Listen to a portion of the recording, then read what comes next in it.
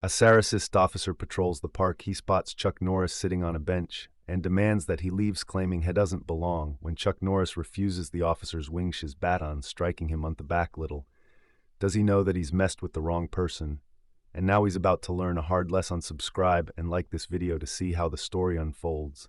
The park was alive with the sounds of a sunny afternoon, birds chirping, children laughing, joggers moving along on the paths among the crowds. At Chuck Norris on a bench enjoying a rare piece of anonymity. Dressed in a hoodie and sunglasses, he blended in with the regular park-goers. He wasn't there to draw attention, just to relax after a grueling schedule. Officer Kane, an imposing figure as she's honored through the park, his gait exuding a sense of overconfidence that bordered on arrogance. His reputation for profiling anyone who didn't fit this preconceived notion of who belonged where was not Aureus, and it was clear that Hairlish, the power his badge afforded him as he made his round. His piercing gaze happened to land on Chuck Norris sitting solid on the bench. Officer targets Chuck Norris, minding his own business instantly. Kane's prejudice flared to life, his assumptions fueling a dangerous conviction. The insidious workings of Officer Kane's mind were palpable as she tightened his grip on his baton, his eyes narrowing in suspicion under his breath. He muttered to himself in a low, snarling tune, "What's a guy like him doing here?" Dressed like that, the implication was clear. Chuck Norris, with his hooded sweatshirt and sunglasses, didn't fit Kane's narrow-minded vision of someone who belonged in the park. On such a beautiful day, to Kane, anyone who wasn't actively engaging in some activity or other was immediately suspicious. Officer Kane advanced towards Chuck Norris, his heavy boots grinding against the gravel with each determined step. His air of authority thickened with every inch closer. Drew with zero preamble or even a polite greeting. Kane's bark demand pierced the air. "Hey, you, what are you doing here? You can't just loiter around." Chuck Norris, caught off guard by this sudden intrusion into his peaceful ride, gazed up at Kane with surprise and a hint of annoyance, his cool facade momentarily slipping. Chuck Norris's sunglasses, acting as a shield against the blares and stares of those around him, gradually descended from his face. The slow, deliberate movement of his hand revealed that were sharp and piercing, reflecting a deep well of knowledge and confidence. As she met Kane's accusatory gaze, Chuck Norris's voice remained even and composed, the timbre of his response imbued with an undercurrent of authority that demanded respect. "I'm just enjoying the park." He dialogue heats up, said his words, landing like a peeb. Blana Tom Pond rippling through the tension-filled silence that had ascended up on the park bench. The officer Kane's near twisted his features into a grotesque mask of derision, his lip curling in an arrogant display of contempt. "People like youth," a contemptible words lingered in the air, the implication stinging Chuck Norris like a slap to the face. "Yeah, well, this isn't a place for people like you to hang out all day. Move along." King commanded, his voice laced with a dismissive tone that designed to belittle an insult. The veins on his neck throbbed with indignation as she glared down at Chuck Norris, the tension between the two men palpable and rapidly escalating. Chuck Norris' expression shifted, a single eyebrow arched in a quizzical arc of curiosity, his eyes fixing on Officer Kane with a piercing gaze. The corner of his mouth twitched slightly, a subtly yet noticeable flicker of irritation flickering across his face. "A shask, people like me, what's that supposed to mean?" His words were measured, each syllable clipped with an undercurrent of annoyance and defiance, making it clear that he was not one to be trifled with or dismissed. Officer Kane's patience was wearing thin, his grip on the baton tightening to a white-knuckled grasp. The air surrounding him crackled with a sense of impending violence, his body coiled like a spring ready to explode. "Don't play smart with me," has gnarled, his voice resonating with a venomous edge that indicated he was rapidly reaching his breaking point. "I'm giving you a director, get up and leave," he barked, his command punctuated by a vicious flick of the baton, a deliberate attempt to intimidate and coerce Chuck Norris into compliance. Chuck Norris's resolve was unyielding, his steely gaze and unwavering posture a testament to his unshakable composure. His voice remained even and composed, as if the situation were nothing more than a minor inconvenience. "Officer, I'm not breaking any laws. I have every right to sit there," he declared, his words spoken with a hint of authority that left no room for doubt. The defiance in his words was palpable, as a born refusal to bow to Kane's demands that only served to further enrage the increasingly unhinged Officer. Kane's face contorted with rage, his features flushing crimson as his temper reached its boiling point. The veins in his neck pulsed with fury, his grip on the baton morphing into a weaponized extension of his volatile emotions. His words, a primal growth that echoed through the park, demanded our response. Are you resisting method challenge? In his tone was unmistakable, his desire to exert authority and dominate Chuck Norris, overpowering his sense of reason with the precision of a predator, striking the strike and the reversal. "Pray." Officer Kane swung his baton with unbridled force, The powerful blow reverberated through the air with a sing thud as it connected with Chuck Norris's back. The brutality of the attack was unfathomable, its viciousness amplified by the suddenness of the strike. The sound of the impact was deafening, jolting nearby onlookers out of their afternoon reverie. Shock and disbelief painted their faces as they hurriedly whipped out their phones, frantic fingers scrambling to document the horror unfolding before them. Emerging from a seated position, Chuck Norris's form unfurled with a languid, deliberate grace that Baton fury within his stature was commanding the breadth of his shoulders, and his imposing height suddenly apparent to all. The transformation was both subtle and profound.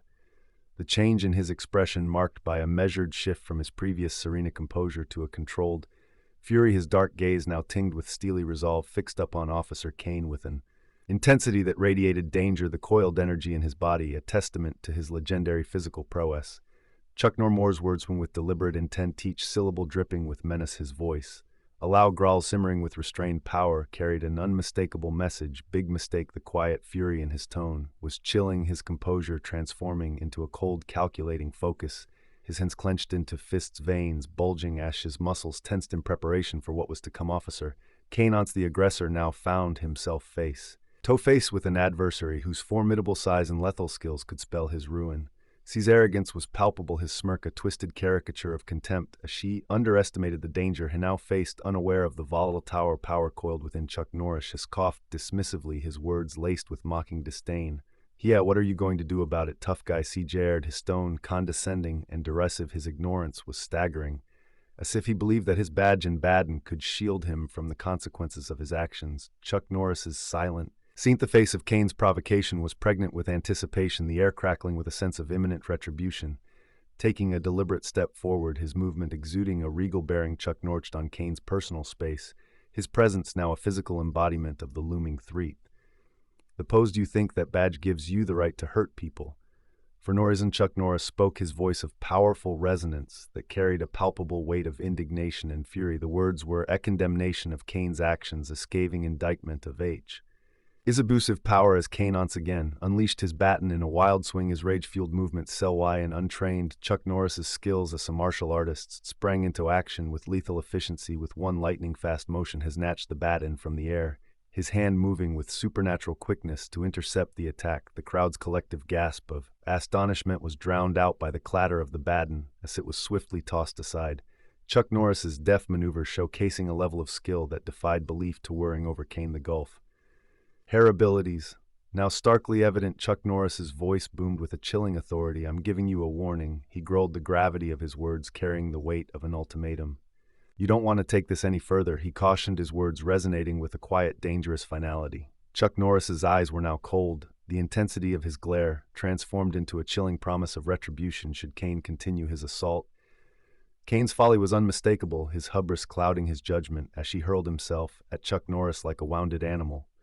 But Chuck Norris was no prey, he was a predator, his movement shown by years of training and experience with effortless grace. Norris dodged Kane's clumsy attack, his footwork is precise, it was mesmerizing, with a calculated twist of his leg.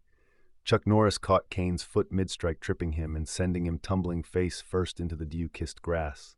The crowd's reaction was electric, a visceral outpouring of support for Chuck Norris that seemed to overtake the entire park. "That's what he gets," they shouted in unison, their cries of approval ringing out in a defiant chorus that drowned out the sounds of the birds and the rustling of leaves.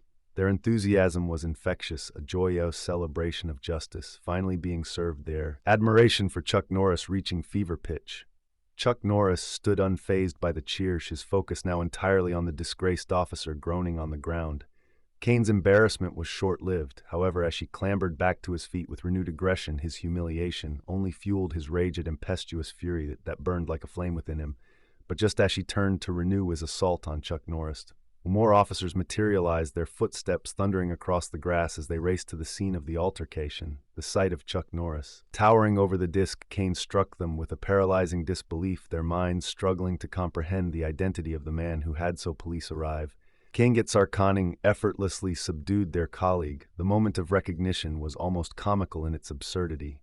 The sudden revelation dawning on the officers like a flash of lightning in the night sky. Their await seeing the world-renowned martial artist and actor standing before them was palpable, a surreal juxtaposition that defied all expectations. One of the officers, in disbelief, whispered, "Wait," as that Chuck Norris's words hung in the air, like a question mark, his shock coloring his tone, as she lowered his weapon, stunned into submission by the unexpected sight of Chuck Norris Kane, his body still trembling with rage and wounded. Pride snapped to attention as his fellow officers gawked at the scene.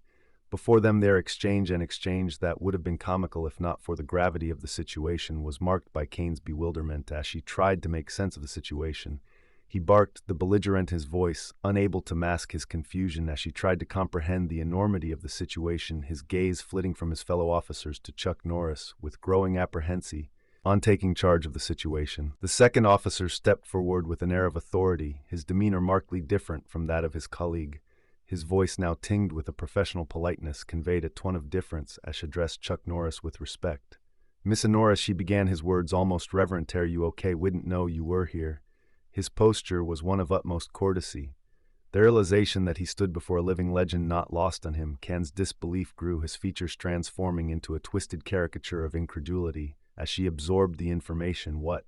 He stammered, his tone one of utter bewilderment as the scales finally fell from his eyes. "This guy is somebody important," the gasped his question, underscoring the depths of his ignorance.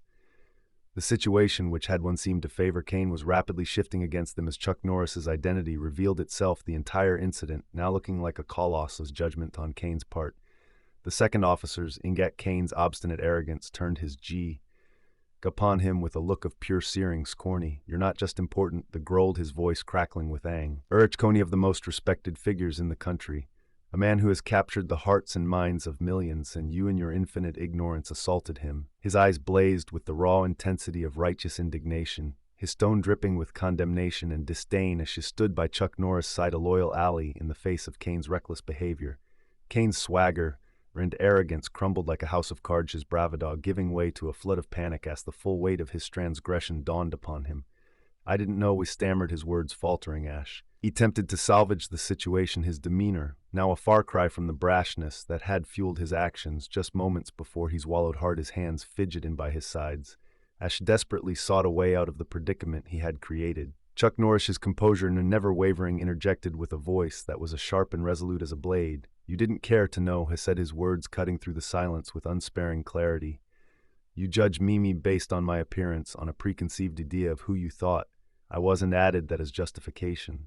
To treat me like a criminal, that says far more about youth and it does about me." Chuck Norris's words rated with power, his demeanor radiating a confident strength that demanded attention and respect. Stepping forward with a commanding presence, the senior officer addressed the crowd, his voice ringing with the authority of a leader determined to bring justice. "Officer Kane," he declared, his gaze lingering on C's stunned expression, "you are hereby placed under investigation for misconduct. You will hand over your badge and your gun." His words were crisp and authoritative, his demeanor leaving no room for argument, as the crowd caught in the drama unfolding before them buzzed with approval at the sight of Kane's imminent downfall. Kane attempted to protest this mouth-opening in a last-ditch effort to salvage his career, but the senior officer, having heard enough, silenced him with a dismissive wave of his hand. "We've got plenty of witnesses and footage," he growled, his voice now bristling with indignation. "Your behavior is unacceptable, and it won't be tolerated in this department. Hand over your badge and gun." "Oh, the authority," in his stun left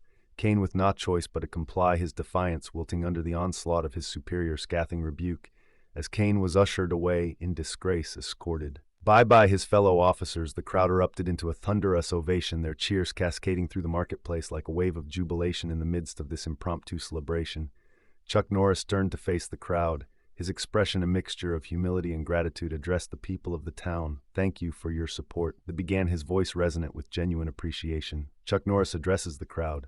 Chuck Norris's gazes wept across the sea of faces before him, a note of solidarity and empathy coloring his voice. "This isn't about who I am," he declared, his tone ringing with conviction. "It's about standing up to injustice, about refusing to accept mistreatment and discrimination in any form.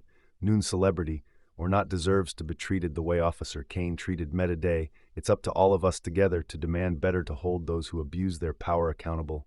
Chuck Norris's message of rallying CC for justice and dignity struck a chord in the hearts of the assembled crowd as if energized by his words. They cheered even louder, their voices reaching a crescendo of enthusiasm and agreement. His speech, a simply impassioned call to action, resonated with the very core of their being, sparking a fire of resolve that illuminated their faces with a sense of hope and determination.